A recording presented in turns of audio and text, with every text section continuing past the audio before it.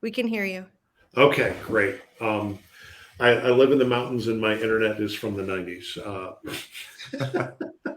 Hopefully, my Starlink will be installed by the end of the day, and life will be much better.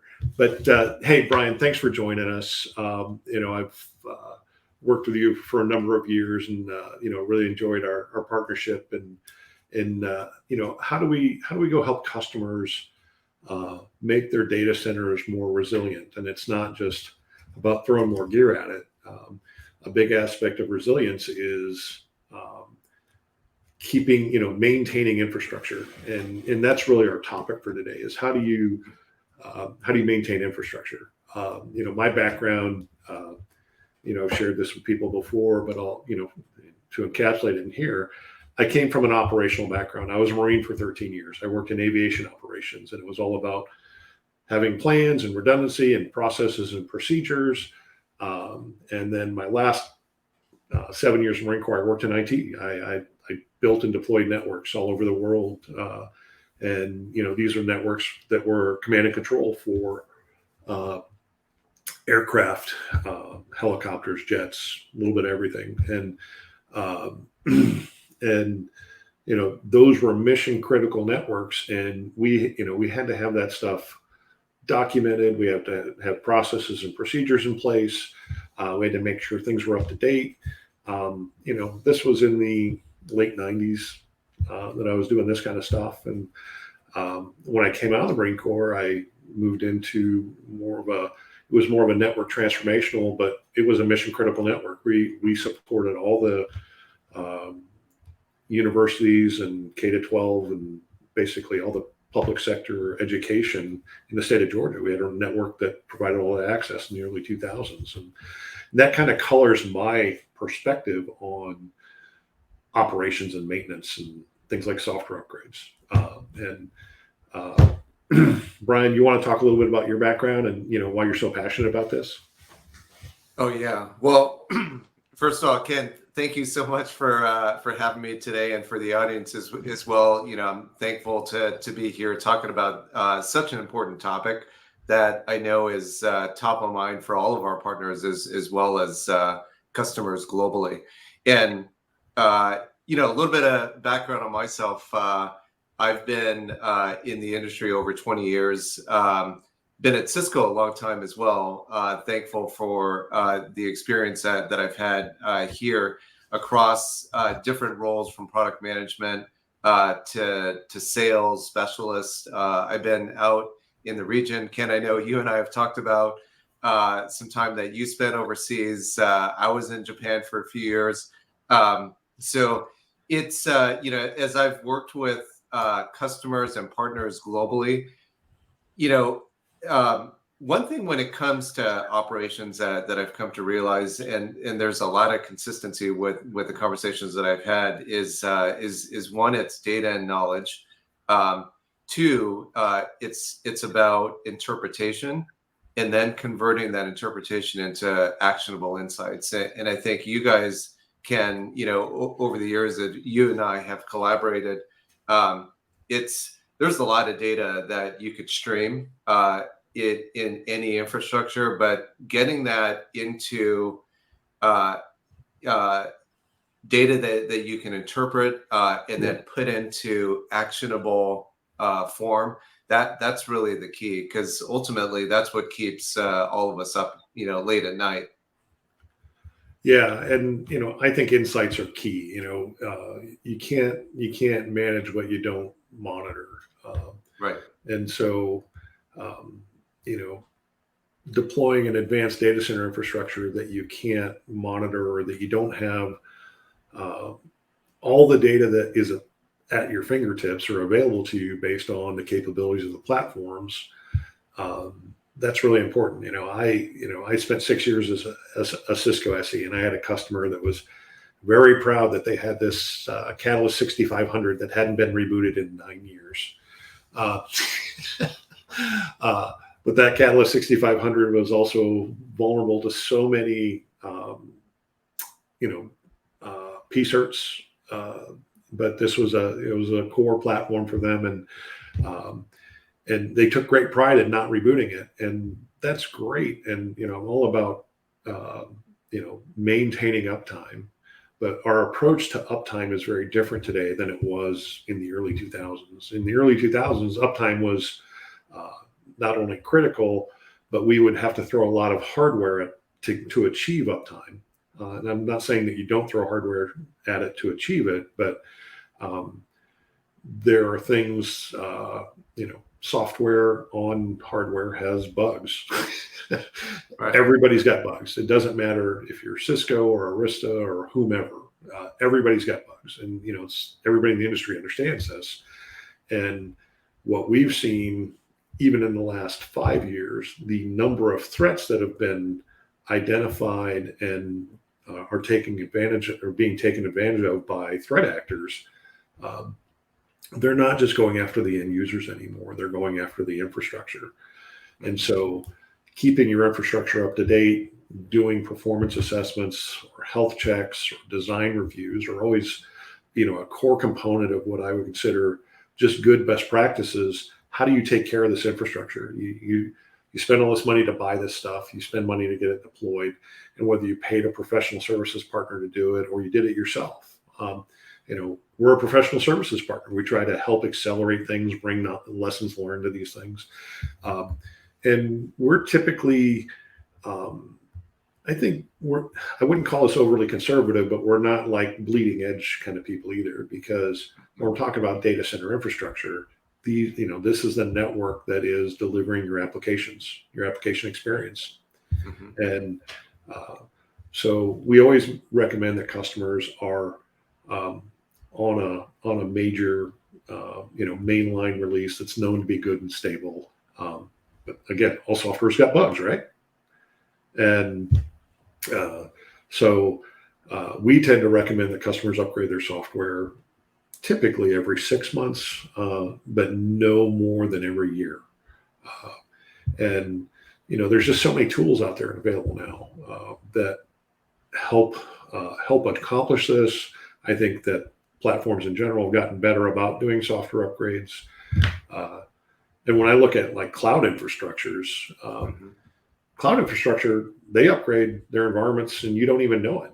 And that is achievable with physical infrastructure. If you're still running an on-prem data center or a data center in a colo, you can achieve those kind of uptimes because the high availability features are there. You just got to be able to take care of them, take advantage of them, and execute. And being able to execute like that requires knowledge and process and run books and experience. And that's one of the bigger things that we feel BTA brings to the customer value prop here is we do this every day. It's not oh my God, hey, it's been 2 years since we upgraded software. Let's go figure out how to do it. We've got detailed methods of procedure that we roll out with a customer. I've been kind of droning on here. Brian, do you have some thoughts on this? Oh yeah, I think Ken, the just to kind of key in with what you said earlier, there's so many more dependencies. I mean, the dependencies have multiplied, by a factor of magnitude, and those dependencies that the infrastructure has to, as you mentioned, applications, the tool chains started out small, now they're big. There's a lot of different components that interact back through that infrastructure, and when I look at the two areas that I lead, compute and data center networking, that forms CISG, or the Cloud Infrastructure Software Group, there's a lot of different components just to create, architect, and run the compute and networking pieces efficiently across all of those other variables that you mentioned. And I think having those insights becomes critical, because ultimately you need to effectively filter out a lot of the noise. And I think things that I hear from partners a lot: what are the alarms I need to care about? What are the ones that I need to do some suppression around, so that I don't get into a situation where we don't actually know what type of actions we should be taking to do remediation. I know you mentioned the security threats as well. What we would call P-certs in those advisories. I mean, there's a lot more elements that we really need to be looking at, and doing that in an efficient way is super critical in this dynamic environment. Yeah, and the human component here is huge, because Right. it used to be you'd have one or two people that knew everything about everything, but if that one or two people were not available or Right. off the grid, you'd be furiously dialing, texting, paging, Right. whatever. You're looking for this person. And what I've been, amazed by in the last, really the last 3 to 5 years, the amount of AI that's been brought into this network visibility, network monitoring. When we were, 5-10 years ago, we would look at data and was like, okay, there's just so many faults, or there's so much information. How do you sift through that? You've got to use AI tools, because one, it's hard to train people to be completely knowledgeable of the entire environment. But what you can do is build a system that can look at all this data based on AI training, either by the vendors or the manufacturers, or just by it learning how you operate your network. Those things are critical. And Cisco's got tools. There's a whole bunch of monitoring partners in the industry that have been working to solve this problem. And I would say, we've moved ahead very quickly with our ability to use AI to take the noise out and get focused on the things that matter, versus this one thing, this squirrel over here on the right. I remember, it was probably 7-8 years ago, I was working on a project for a customer, and we were going through a big transition and migration.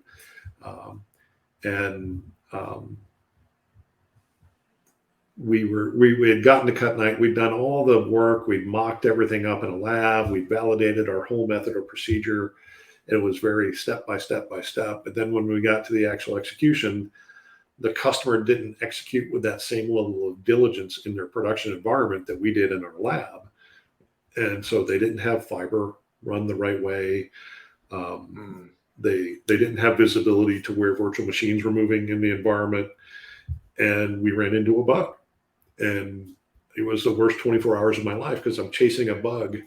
I'm chasing a connectivity issue that turned out to be a bug in a platform that, because you had so many different people trying to troubleshoot from different sets, different perspectives, not having that unified picture of where do we think the problem is. You learn the most when you go through a lot of pain. And I learned a lot from that experience. I learned a lot when I was a Marine, just having to deal with things, that were going slow over satellites in the late 90s. We were doing 9.6 things, and now you think about 9.6, you're like, what's that? Well, 9,600 bits per second. We're not even talking megabits per second. But yeah, so, but I'm a big believer in don't let it go fallow. Software upgrades are huge. You've got to upgrade software at least once a year. If you're not doing that at least once a year, your compliance people should be beating you severely about the head and shoulders and saying, why haven't you done this? This is a risk to the company. Having something sit there for 2 to 3 years is not, it's really not an option anymore. Right. So, that's, we could probably talk for hours about this if we wanted to, but also trying to be respectful of people's time here. So, anything else you want to add in closing, Brian? Well, I want to say, Ken, that partners tell me all the time that customers are looking for an edge. And especially the climate that we're moving into with rising rates. Customers are looking to be careful about their spend more so than in the past. And they're looking to drive a competitive edge in the market. And the partners that have told me that when they lean in to some of the principles that you had mentioned earlier, they know that they're standing head and shoulders above because they're able to drive that edge in the market against their peers. They're able to deliver much better experiences to end users. And so I think, just in wrap up, Ken, I just want to say thank you, because I know, you've been out there beating the drum on this topic, and the results really show. And I think more people that get on board with keeping their infrastructures up to date from a performance experience, and as you had highlighted earlier, from a security perspective, it really positions partners and customers extremely well, and just much more competitive. And we know when people are more competitive, that's where the business results really shine. So thank you. Yeah, thank you, Brian. And this whole operational discipline component of monitoring and keeping up to date with software upgrades, it delivers value to the business. Sometimes it doesn't get noticed because nothing went down, because you had great operational discipline. But when you don't do that, and then, oh, well, we got hit with a bug that we've known about for 6 months, but we didn't want to upgrade software. It's really hard to go explain that to a CIO or to a chief risk management officer or your CEO. Well, our site was down for 6 hours. That cost us, $2 million. I could have spent $100K to bring a consultant in to help me get it done. And save that money. So I'm gonna shut up now. Let Jen wrap it up. But again, thanks for coming on, Brian. Thank you. Really Thank you so much. I'm very passionate about this. Yeah. Oh yeah. And we appreciate that passion. Yeah. So thanks, guys. We do not have any questions right now, so I'm just going to go ahead and let everyone know that they can actually register for a performance assessment, and that could be a great step on your path to maintain your tool set. We're offering these through the link in the comments if you'd like to register. So please reach out if you have any questions at all about that or any other BTA offering. We'd be happy to help. Thanks so much for hanging out with us today. Great. Thanks, Jen. Thanks, Brian. Yeah. Thanks, Jen. Thanks, Ken.